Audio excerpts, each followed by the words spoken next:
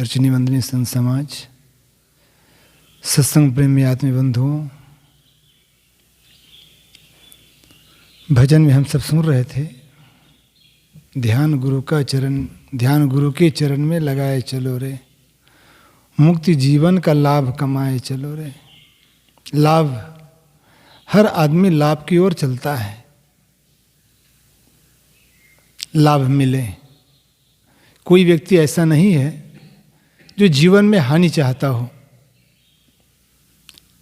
चाहे वो अर्थव्यवस्था को लेकर के हो, समाज व्यवस्था हो या परिवार व्यवस्था हो या खुद का जीवन हो। किसी भी पक्ष में, किसी भी स्तर में आदमी हानि नहीं चाहता है, लाभ चाहता है। इसलिए सद्गुरु विशाल देव ने कहा है, लाभ महान मनुष्य को संत संग गहि ज्ञान, होए स्वस्थ मन आपना भक्त धर्म पहचान। लाभ महान मनुष्य को लाभ एक अर्थ से लाभ होता है, एक समाज से लाभ होता है और एक व्यक्तिगत लाभ। मेहनत किया, श्रम किया, व्यापार किया, मजदूरी किया, इसे अर्थ लाभ हुआ। समाज लाभ, समाज में मान सम्मान पाना, शोहरत बढ़ना, प्रतिष्ठा मिलना, ये सामाजिक लाभ है। इसे मनुष्य को अपने आप का एक बड़कपन का एहसास होता है कि लोग हमें जानते हैं, लोग हमें मानते हैं, समाज में हमारी मर्यादा है, समाज में हमारा मान सम्मान है, तो हम भी कुछ हैं। सच है, हर आदमी को वो चीज़ नहीं मिलती है जो किसी विशेष व्यक्ति को मिलती है।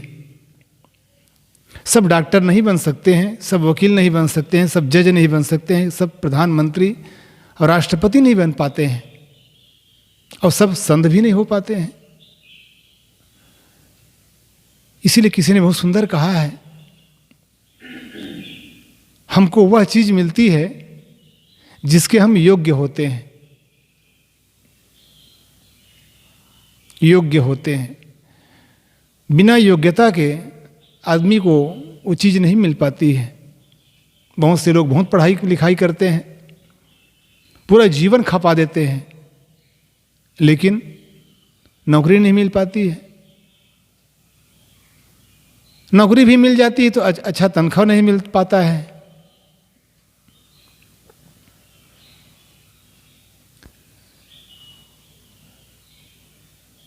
डॉक्टर नहीं बन पाते हैं, खूब पढ़ाई लिखाई करते हैं। कई आदमी बहुत मेहनत करते हैं, लेकिन जैसा धन चाहिए, मिलना चाहिए, उसको वैसा धन नहीं मिल पाता है। जीवन गुजर के लिए धन पर्याप्त में नहीं मिल पाता है, किसी तरह से जीवन गुजर करता है। तो हर आदमी लाभ चाहता है, कोई हानि नहीं चाहता है, कोई दुख नहीं चाहता है। इसलिए लाभ का काम हर आदमी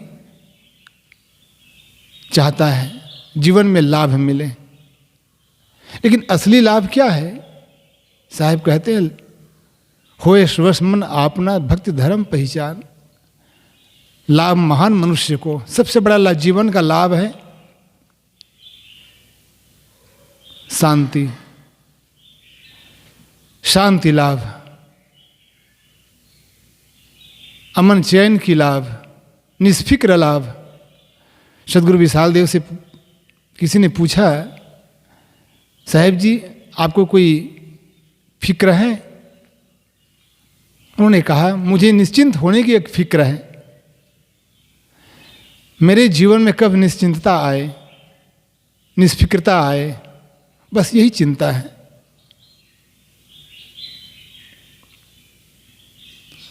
हम सब यही चाहते हैं।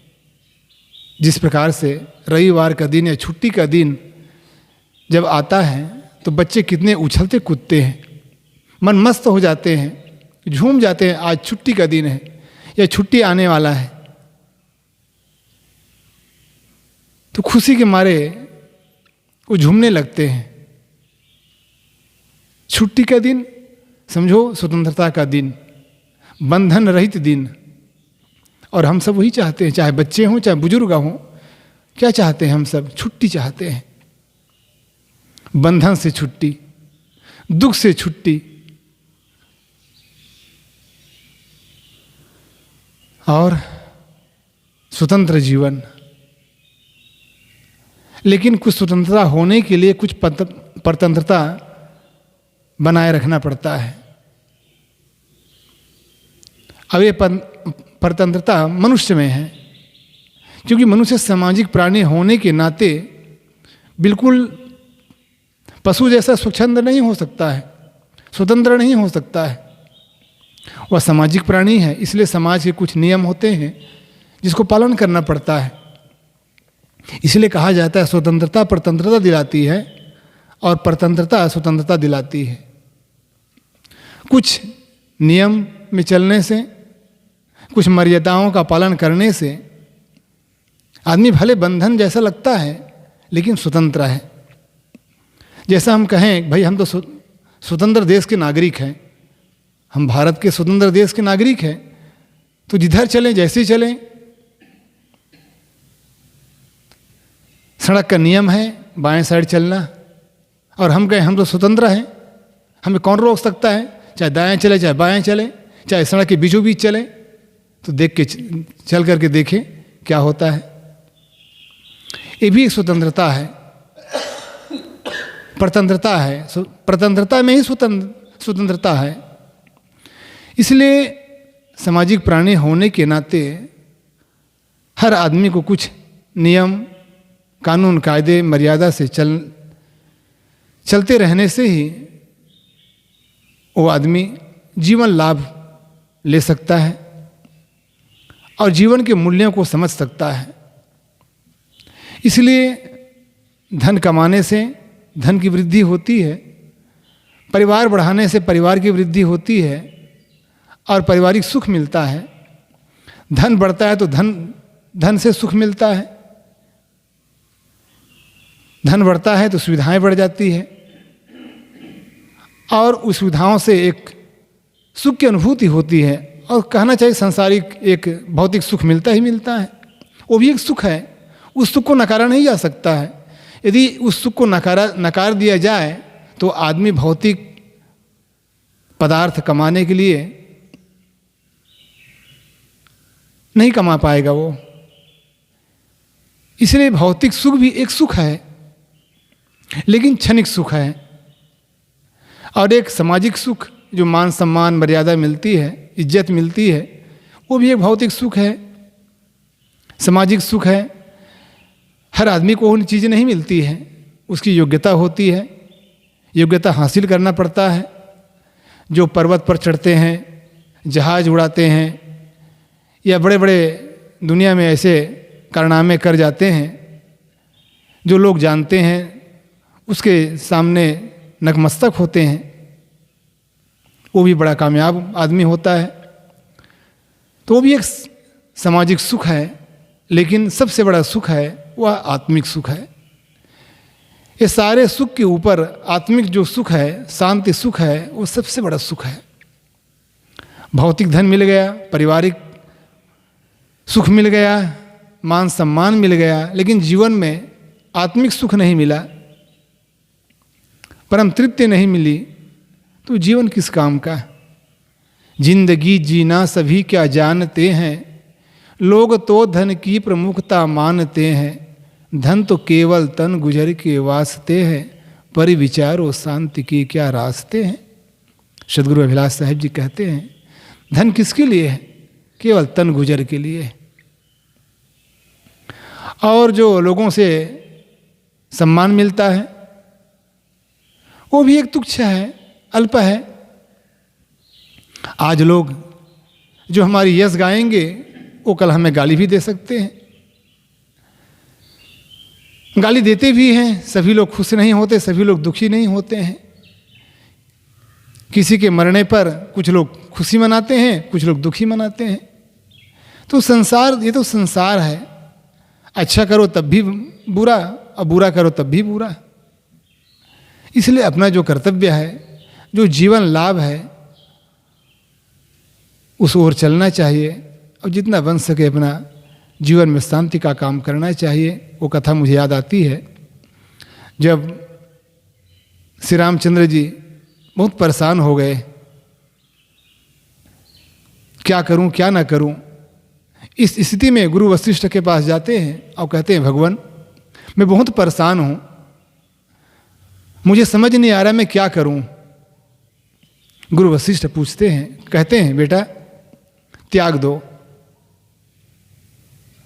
उसको त्याग दो। श्री राम कहते हैं, भगवान जानते हैं आप किसको त्यागने के लिए कह रहे हैं?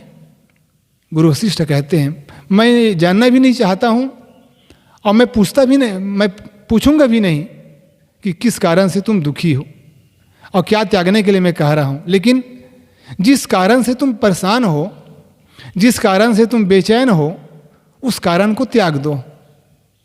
और कारण क्या था? सीता का परित्याग। क्योंकि जब से विजय प्राप्त करके सीता को श्री राम अयोध्या में लाए, अयोध्या वाले लोग चर्चा करने लगे कि जो सीता इतने महीने तक रावण के कब्जे में थी, उसको श्री राम ने रख लिया।